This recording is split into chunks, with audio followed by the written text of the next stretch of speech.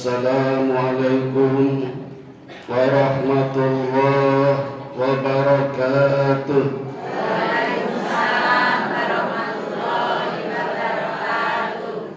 Sayyidatus sa'adah Zummala'il a'izzah Kubailal bidayah Hayya bina nahmaduhu wa nasta'inuhu subhanahu wa ta'ala Hamdan bila ghayah wa madhan bila nihayah Ashhadu an la ilaha illallah wahdahu la syarika lah wa ashhadu anna Muhammadan abduhu wa rasuluhu la nabiyya ba'dah.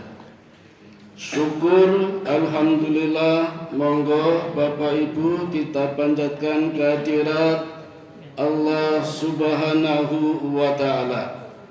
Salawat serta salam kita panjatkan pula keharibaan kita Nabi besar Muhammad sallallahu alaihi wasallam, yang karena keduanya sore hari ini kita masih mampu mengadakan pengajian gabungan. Laras Bu? Sekelurahan Suryat Majan, pengajian Raudatul Jannah, orang-orang yang dirindukan surga, dengan pengajian Nur Hidayah, orang yang bercahaya karena mendapatkan petunjuk. Bapak Ibu yang dirahmati Allah, belakangan ini kita disibukkan dengan berbagai amalan ibadah di bulan Dzulhijjah. Ada 3 amalan besar yang sangat menyibukkan kita.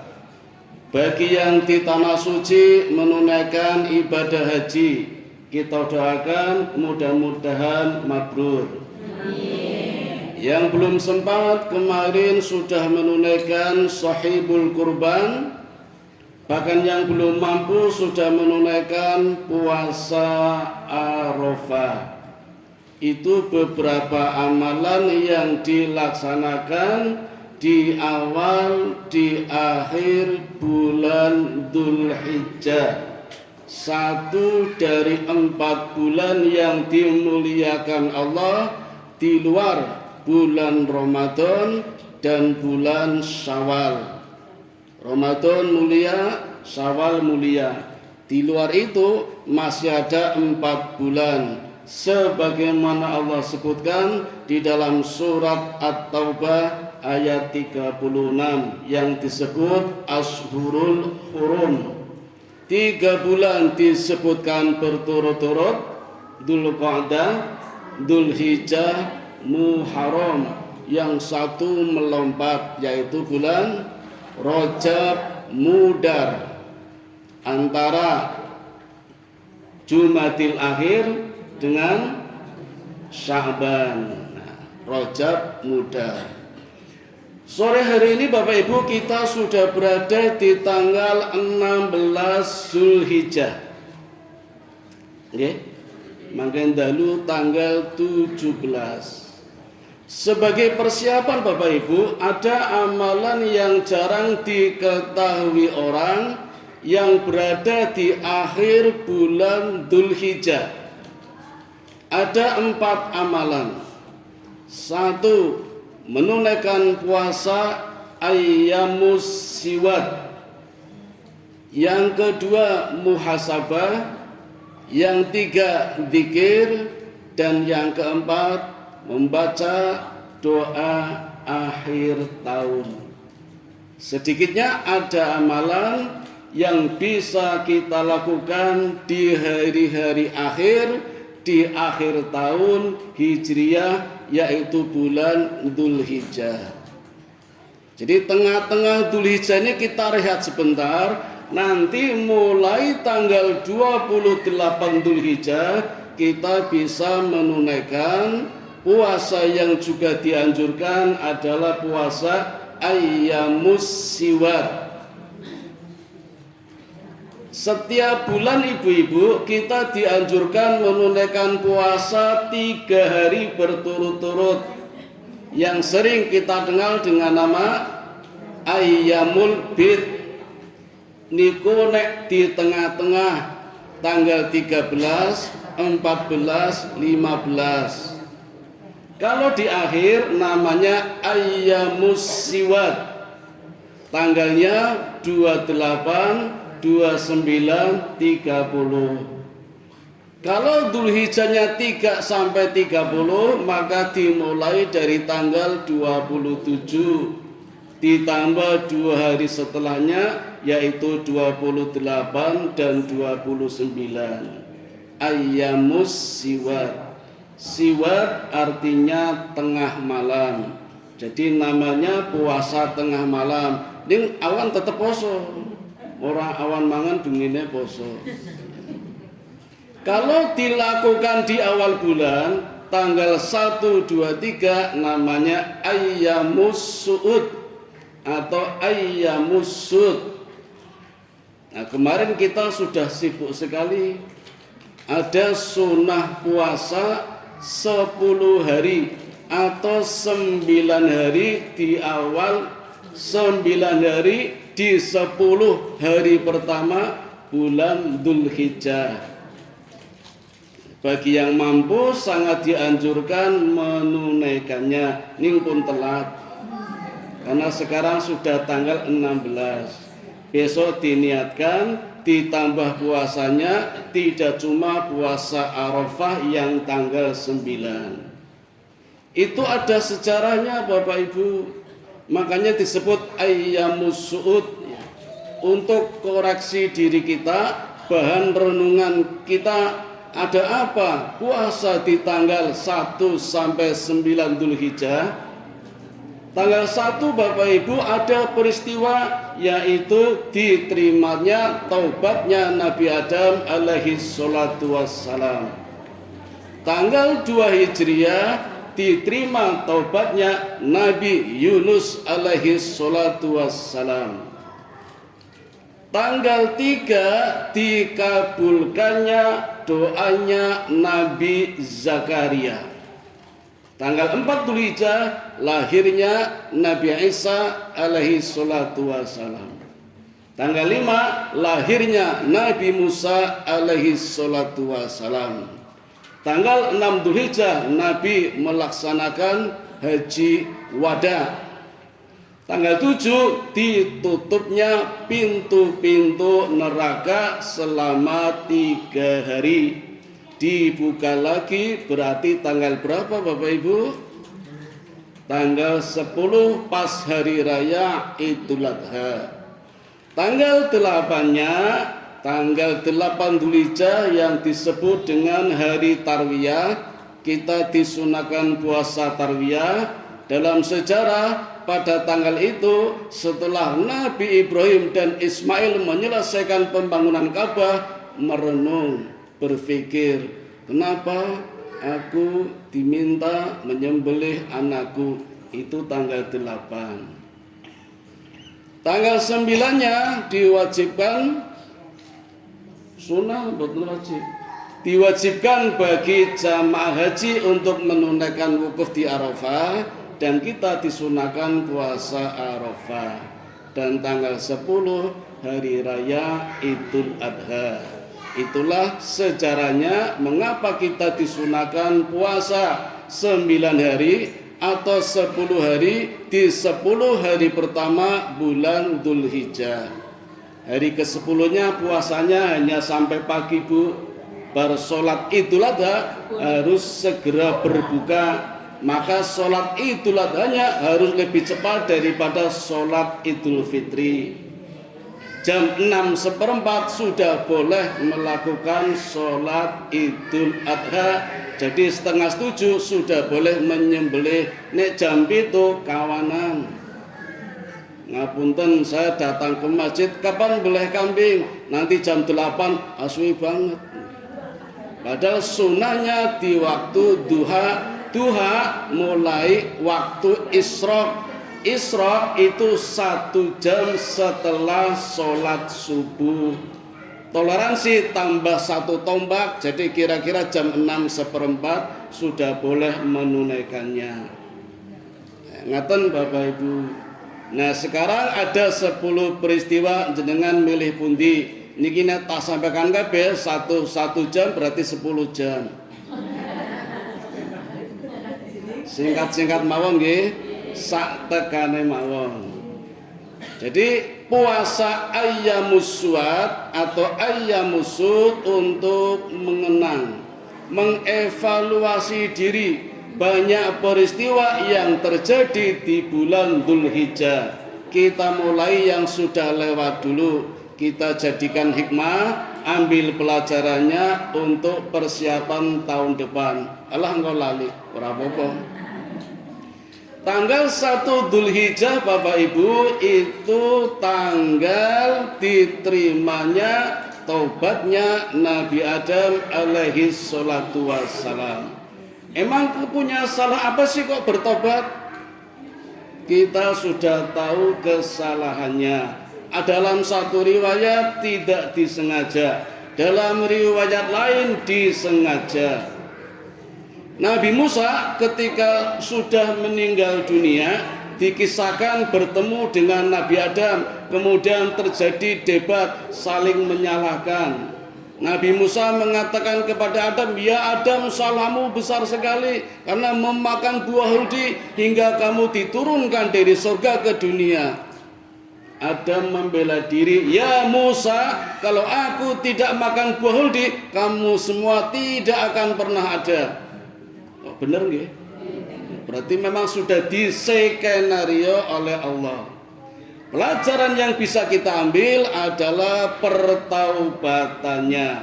Seberapapun besarnya kesalahan manusia, innallaha ghafurur rahim. Sesungguhnya Allah Maha penerima taubat.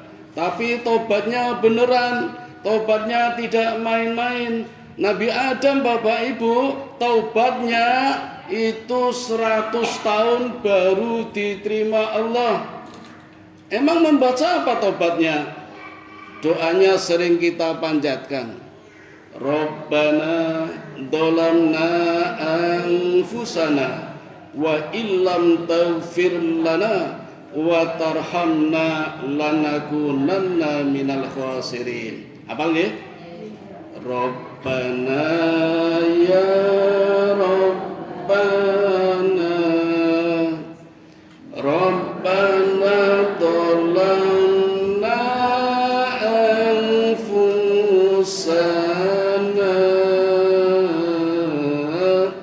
wa illam taghfir lana wa tarhamna lanakunanna minal khasirin.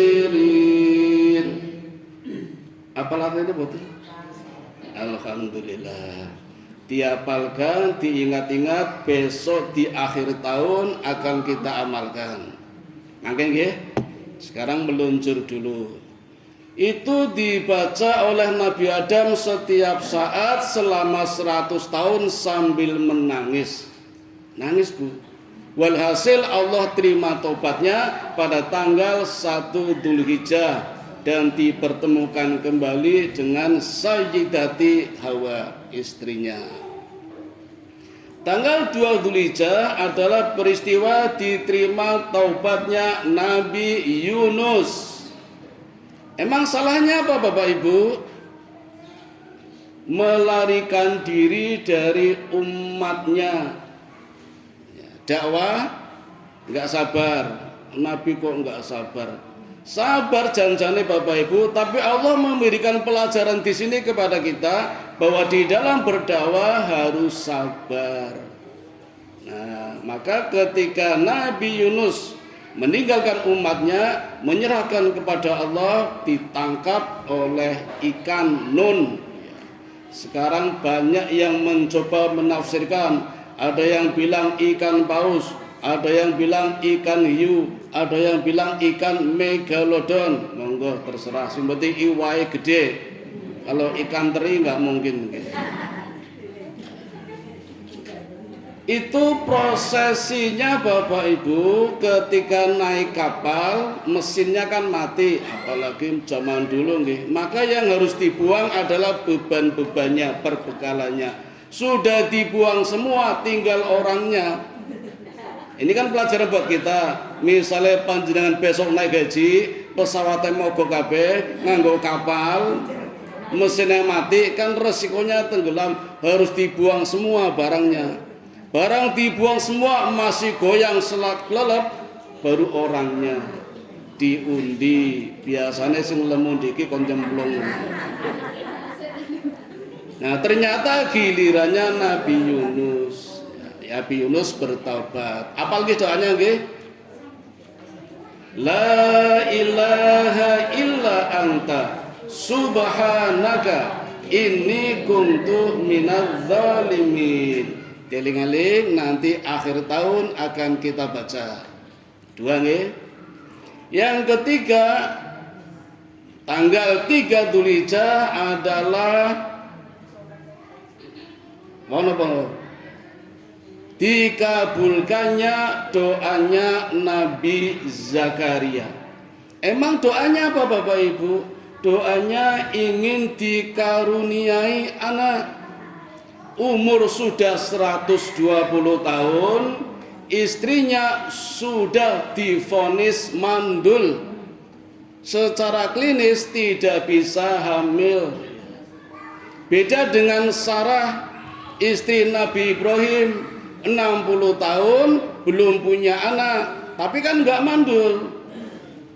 Dan Allah berikan anak yang anaknya belum lahir, namanya sudah diabadikan di dalam Al-Quran, yaitu Nabi Ishak. Bahkan Allah menyebutkan lagi nanti setelah Ishak akan lahir lagi yang namanya Yakub. Tapi makanya ceritanya tersi panjang. Yang ini aja dulu, sabar.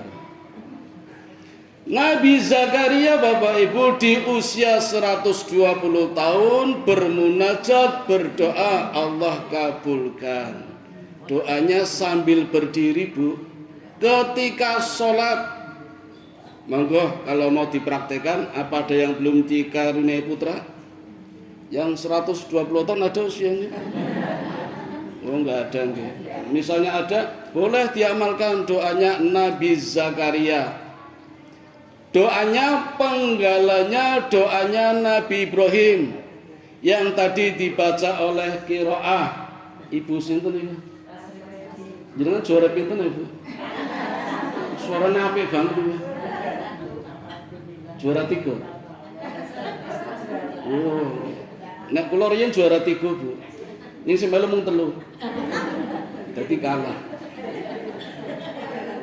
Itu ada di dalam surat As-Saffat ayat 100 sampai 110. Ya, inti ceritanya di situ tentang perintah menyembelih Ismail kepada Ibrahim atas perintah Allah lewat mimpi. Dimulai dari doa dulu, minta diberikan anak yang soleh, Allah berikan anak yang sabar. Sabar. Dan Ismail menjawab, engkau akan melihat ayahku kalau aku adalah anak yang sabar. Sama dengan ketika ingin punya Ishak, juga minta anak yang soleh, Allah berikan anak yang cerdas. Itu bedanya Ismail dengan Ishak. Nanti kisahnya panjang sampai sekarang. Sampai perseteruan antara Israel dengan Palestina. Itu sejarahnya dari dulu Bapak Ibu. Nah, kembali ke surat tadi. Kalau Nabi Zakaria doanya cukup pendek, cuma depannya saja, Robbi habli minas solihin. Nabi Ibrahim panjang. Itu dibaca ketika sholat sambil berdiri. Karena bukan syariat kita, maka kita tidak perlu melakukannya di sholat wajib. Kalau melakukan di sholat sunnah, misalnya sholat hajat. Sholat hajat utamanya setelah jam 12 malam, 4 rakaat, 22. Rakaat pertama setelah Fatihah membaca surat Al-Kafirun, rakaat kedua membaca surat ikhlas. Begitu pula 2 rakaat setelahnya. Nah, pas sholat sunnah seperti itu boleh berdoa sambil berdiri. Ya, sholat sunnah. Tapi doanya Bapak Ibu itu kan ada di dalam Quran. Jadi boleh setelah membaca Fatihah sebagai bacaan surat sekaligus doa. Tapi tidak usah keras-keras, bermunajat saja. Munajat ini kok lirih nggih. Diucapkan tapi lirih, namanya munajat. Allah Maha mendengar. Mboten usah bengok-bengok mangke ganggu tanggane. Ono apa iki? Kalau kucing kerah padahal lagi sholat. Kalau syariatnya Nabi kita Muhammad sallallahu alaihi wasallam, doanya ketika sujud terakhir. Begitu selesai bacaan sujud, tidak bangun dulu, ditambah doanya. Monggo pengen nopo ning ngangge bahasa hati, di dalam hati, tidak usah diucapkan kecuali yang ada petunjuknya. Misalnya Allahumma inni a'udzubika min fitnatil kubur, min fitnatil mahya wa mamat, min fitnatil masihid dajjal, itu boleh. Atau Allahumma sub ilayya, Allahumma sub ilayya, Allahumma sub ilayya 3 kali. Itu ketika sujud terakhir. Nabi Zakaria menunjukkan ikhtiar yang sangat kuat. Di usia 120 tahun Allah berikan putra. Namanya sinten Bu? Yahya, yang sejak kecil sudah jadi nabi. Muhammad diangkat jadi nabi usia 40 tahun, Ibrahim 40 tahun, Musa 40 tahun, Isa 30 tahun. Yahya sejak kecil sudah jadi nabi. Keren toh Bu? Cobi nek putrane jenengan si cilik dadi nabi. Ora dolan-dolan. Liyane dolanan lato-lato iki malah dolanan liyane. Niko Nabi Yahya, putranya Nabi Zakaria yang lahir pada tanggal 3 Dzulhijjah. Tanggal 4 Dzulhijjah lahirnya Nabi Isa alaihi salatu wasalam di daerah Baitul Lahmi, orang bilang Bethlehem. Lahirnya di bawah pohon korma, bukan di kandang kambing. Niki sing ngomong pendetane dhewe lho Bapak Ibu. Kula pun kepanggih cerita yang di kandang domba bukan Isa tapi Yonas. Yang Isa lahir di bawah pohon korma.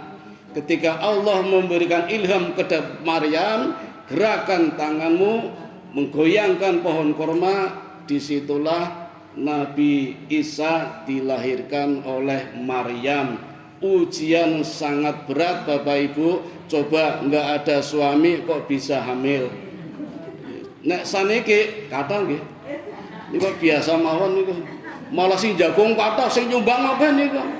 Dulu Maryam itu mengerikan sekali. Sampai tanya, ya Allah bagaimana ini? Kalau nanti aku ditanya orang bagaimana? Kata Allah, berpuasalah. Puasanya apa? Diam. Diam saja, nggak usah jawab. Biar bayi ini yang menjawabnya.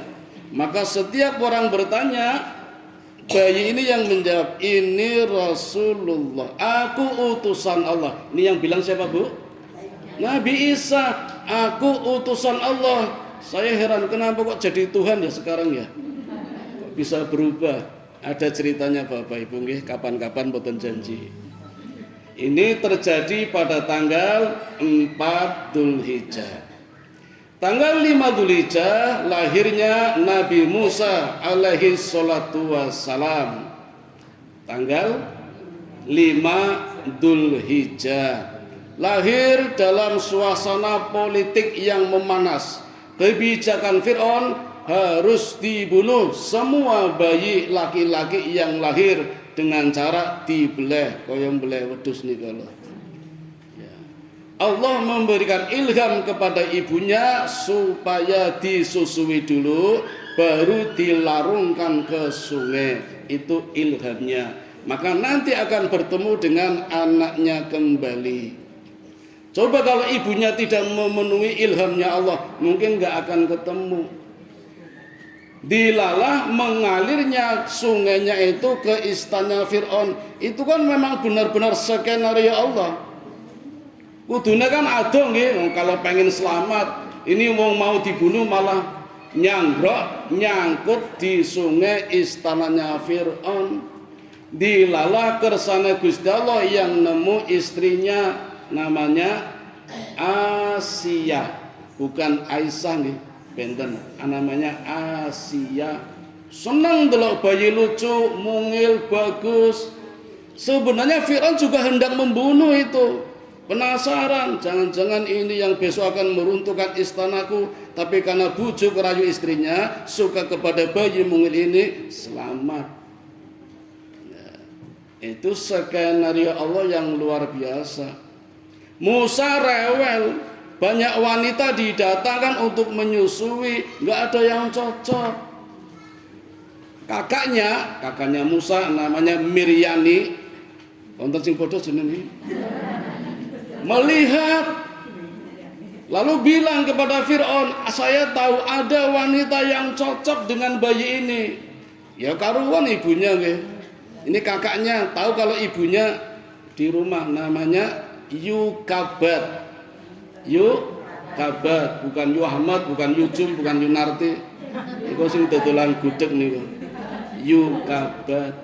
Ibunya datang disusui, ya cocok.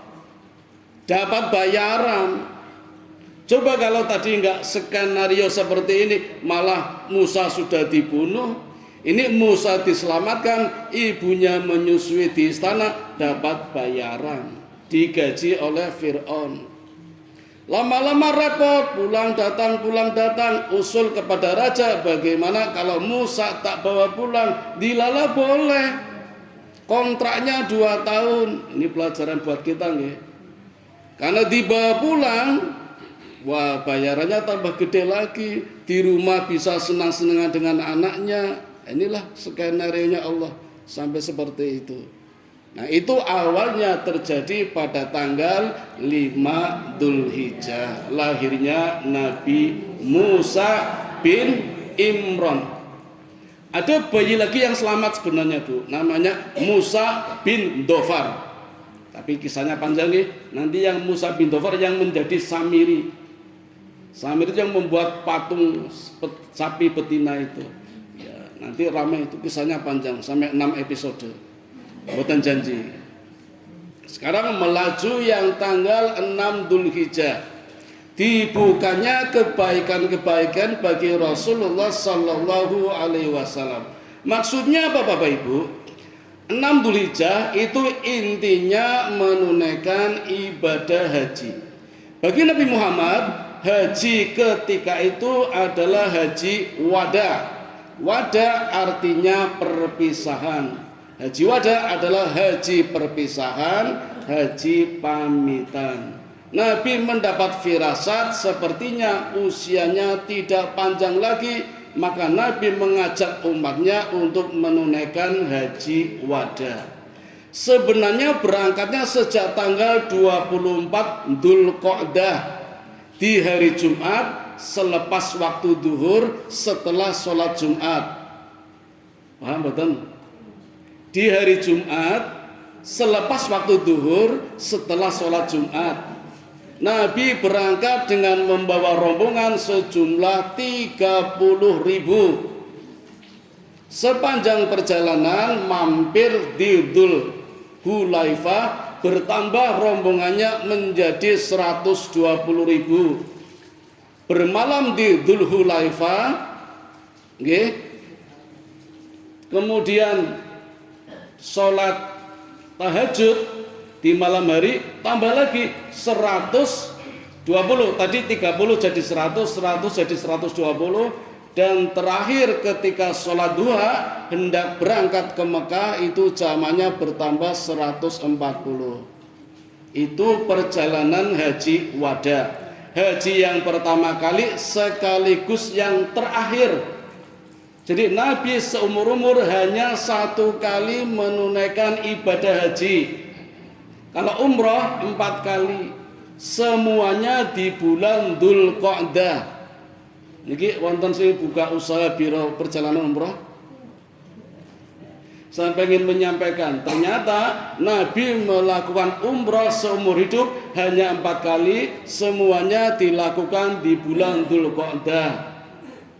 Sebenarnya boleh Dzulhijjah, Muharram, Rajab, kan Ashurul Hurum, tapi Nabi melakukannya di bulan Dzulqa'dah. Ini pelajaran buat kita, kalau pengen umroh sebaiknya seperti Nabi di bulan Dzulqa'dah. Itu Nabi berangkat sejak tanggal 24 Dzulqa'dah. Perjalanannya cukup panjang karena jalan kaki, kadang menggunakan onta dan membawa hadyu. Hadyu ngertos nggih?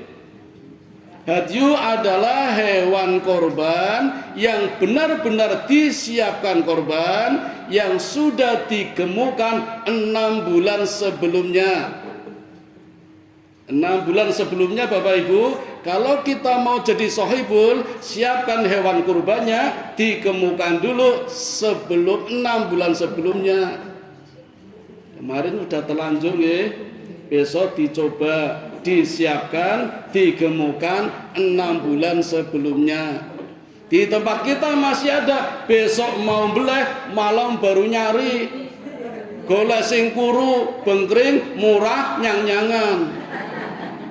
Ya wes terlanjur nggak apa-apa, besok disiapkan, dirawat, dipelihara, digemukkan, tidak boleh dibebani, tidak boleh ditunggangi. Maka nggak boleh sapi digunakan untuk pedati, dikorbankan nggak boleh. Kebo untuk meluku nggak boleh, bajak sawah nggak boleh, karena mau dijadikan korban harus dimanja, digemukkan 6 bulan sebelumnya. Itu namanya hadyu, hewan benar-benar untuk dikorbankan. Sembelihan korban tidak sembarangan sembelih, harus dipersiapkan. Mohon maaf, kemarin terjadi di daerah Tegalrejo, ada masjid menyembelih 12 kambing, 4 kambing ternyata kambing betina. Kok iso? Apa orang milih-milih kok ya? Betina boleh asal sudah tidak produktif. Ternyata dari 4 kambing betina yang 1 lagi hamil. Dirogo-rogo sama dokter hewan, kok ada anaknya. Kok iso tukune nang ndi meneng wae. Bakule ya waton adol. Yang 1 lagi memang tidak hamil tapi keluar susunya. Itu kan berarti lagi menyusui. Anaknya kan cempe. Neng omah, nek iki dibeli kan dadi yatim to iki. Dokter hewan, dinas peternakan hanya memberikan edukasi, tidak bisa mengambil kebijakan. Monggo nek iso swingi tukune ning ndi dibalake apa ijolan duit, apa ijolan kambing lagi. Nek ora gelem ya wis, tapi itu mohon maaf nggih, tidak sesuai dengan syariat. Sapinya juga begitu. Ada 1 sapi yang ternyata terkena virus lato-lato. Konangannya setelah diperiksa dokter hewan. Tadinya bangga akan menyembelih sapi seberat 1 ton. Janji 1 ton, setelah ditimbang ternyata tidak ada 1 ton. Tapi sapinya gantung, gagah, putih, ada punuknya. Terus dijoli sapi yang lain yang beratnya 1 ton ternyata mengidap virus lato-lato. Memang sih sudah recovery, tinggal masa penyembuhan, tetapi benjolan-benjolan itu diindikasikan ada mengidap pers. Dan ternyata betul Bapak Ibu, daging yang dibawa pulang anak saya setelah dicek di lab ditunjukkan ini loh virusnya. Wah, ini kok sapi Bu? Saya nggak tahu yang terima siapa saja itu.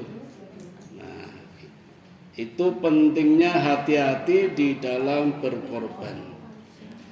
Ringkas cerita Bapak Ibu, tanggal 6 Dzulhijjah ketika Allah membuka kebaikan-kebaikan bagi Rasulullah, karena di haji wada ini yang prosesinya mulai tanggal 24 Dzulqa'dah sampai Dzulhijjah tanggal 13 kan dibagi dua nggih.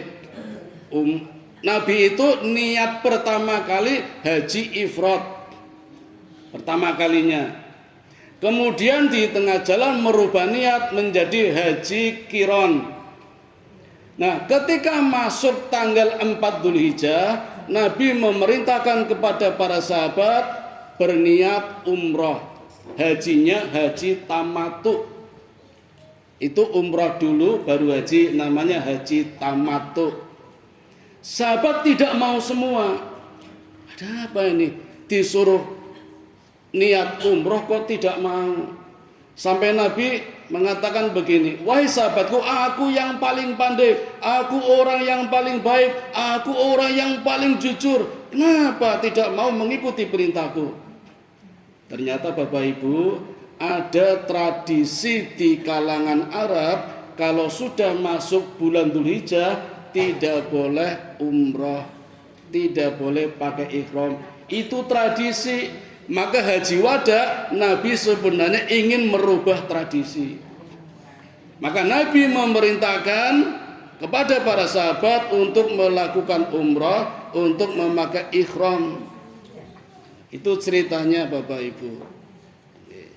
Ceritanya seperti itu.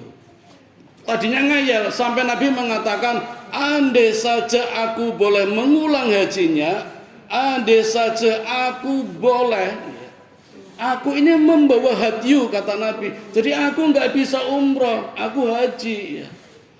Dan nggak main-main Bapak Ibu, hadyu yang dibawa Nabi untuk dikorbankan, Nabi menjadi sohibul. Tiap tahun berapa hewan kurbannya, kita nggak bakalan bisa niru. Nek ora sugih banget Bu. Karena Nabi setiap tahun menyembelih hewan kurban, jumlahnya sesuai dengan usia Nabi. Ketika Nabi usia 63 tahun, Nabi menyembelih onta dengan tangannya sendiri sejumlah 63. Umurnya pinten Bu? Besok mbelih 62. Kula 56, sok mbelih 57.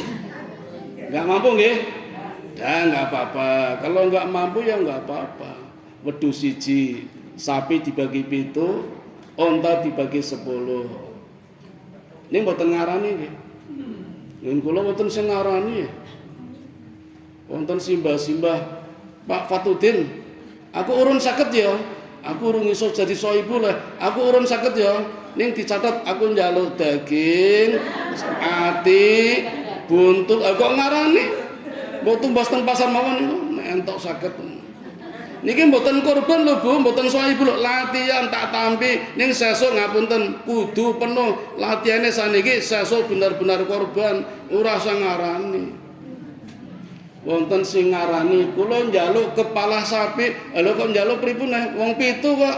Ya nek sing 6 ikhlas nggih, nek mboten. Kepala sapi dadi tangkleng pun 750 dhewe. Urunane 3.600.000. Haknya kan sepertiga, jadi mau 1.200.000. Kepalanya 750, berarti jatah sepertiga dikurangi, gelem orang. Ini kok janjane dereng tenanan, kurbane dereng ikhlas. Kalau ikhlas Bapak Ibu, tidak usah berharap. Nyah, aku dadi sohibul, wis ikhlas, nggak usah berharap sepertiga. Misalnya panitia lali, ya wis rasa nagih. Niku nek benar-benar ikhlas seperti ikhlasnya Nabi Ibrahim menyembelih Ismail, Allah kembalikan yang dicintainya. Jenengan cintane napa? Allah akan mengembalikan kalau benar-benar ikhlas. Ngaten Bapak Ibu. Nah, ketika haji ini pun demikian. Sejak awal Nabi berniat hajinya yang sempurna, benar, bebas dari syirik. Maka Nabi mengatakan, labbaik Allahumma labbaik la riya la sum'ah. Hajiku ini adalah haji yang benar, yang sempurna, bebas dari syirik, bebas dari tradisi, tanpa riya, tanpa sum'ah. Ini kalau kita niru sepertinya nggak bisa nggih. Terutama yang sum'ah, bukan sumpah, sum'ah. Sum'ah ini kenapa Bu? Amalnya ingin didengar orang, ingin dilihat orang, itu namanya sum'ah. Angel tuh, mesti dilihat orang, mesti didengar. Apalagi ada HP, share ke grup, orang jadi tahu semua. Nah, biar nggak pengen didengar, biar nggak pengen dilihat, gimana caranya? Berangkatnya bareng-bareng. Maka Nabi ketika haji mengajak rombongan 30.000 sampai 140.000. Berarti kan ikut semua itu. Nggak ada yang pengen dilihat, nggak ada yang pengen didengar, mangkat bareng-bareng. Itu caranya begitu, berjamaah hajinya. La sum'ah. Kalau riya apa Bu? Pamer gitu. Tapi begini, ketika banyak orang nyumbangnya 1 juta, ibu-ibu saya nyumbang 1 juta enggak ya? Dicatat 1 juta. Bahasan sepi, aku nyumbang 1.000 ya. Nah itu namanya riya. Kalau rame 1 juta, sepi 1 juta, nah itu enggak riya. Rame 100.000, sepi 100.000, enggak riya. Rame 100.000, sepi 1 juta, hebat. Ini kadang diwali, itu namanya riya. Pamer. Tapi kalau share-sharean di grup namanya sum'ah.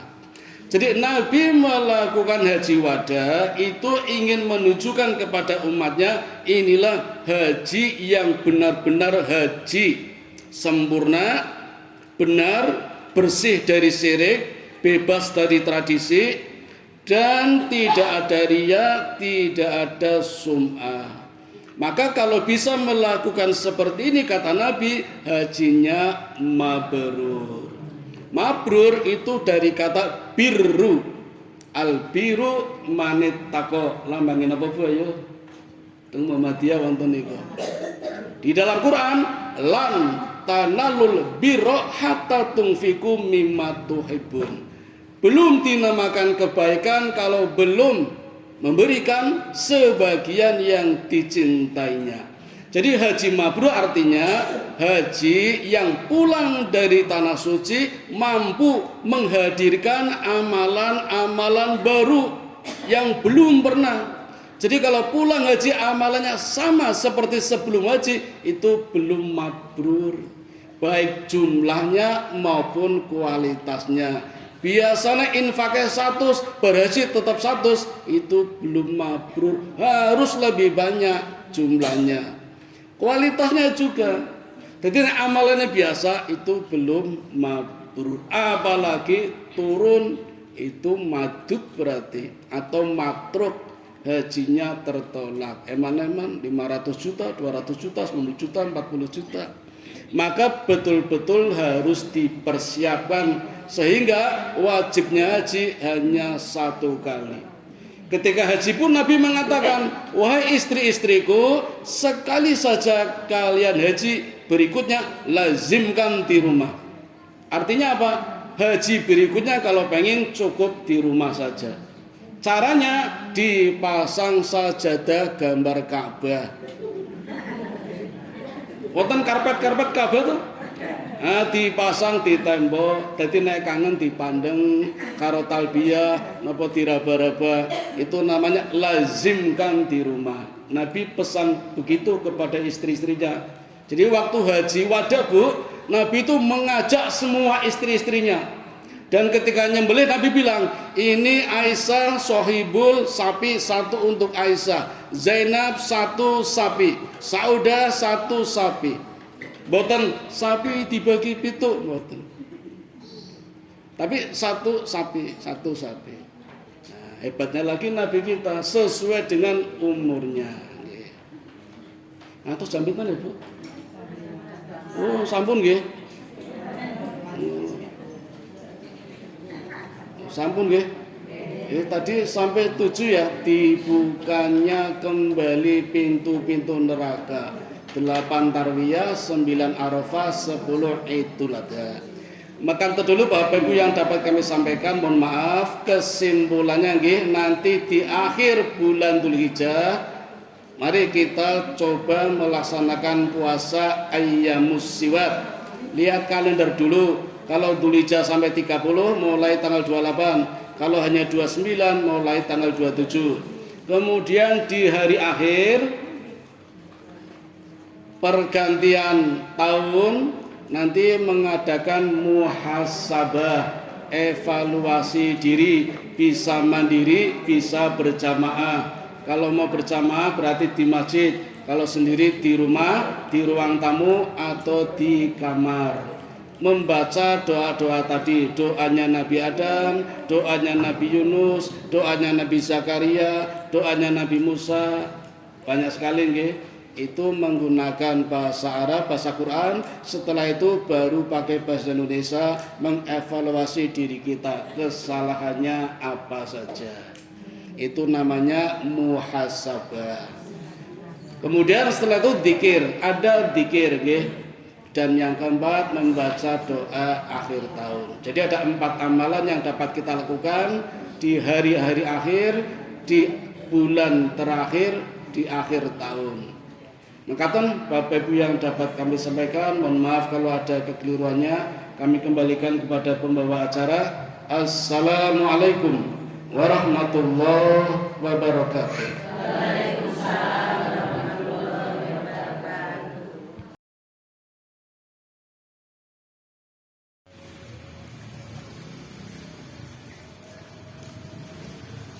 Allahu Akbar.